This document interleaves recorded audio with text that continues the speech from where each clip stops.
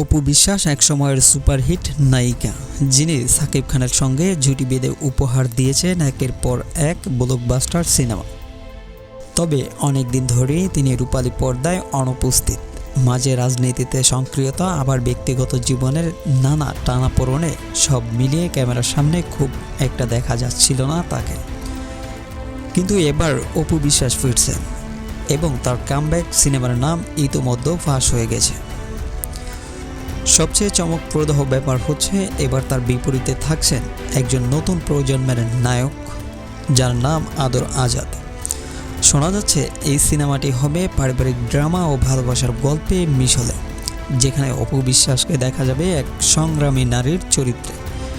প্রযোজকরা বলছেন অপু এখনও দর্শকের মনে জায়গা রাখে, আর এই সিনেমা দিয়ে ফিরবে পুরনো সেই তারকার ঝলক। তুমি কি এক্সাইটেড অপু বিশ্বাসকে আবার পর্দায় দেখতে চাও? কমেন্টে জানাও তোমার মতামত এবং চ্যানেলটা সাবস্ক্রাইব করেই পাশে থাকো।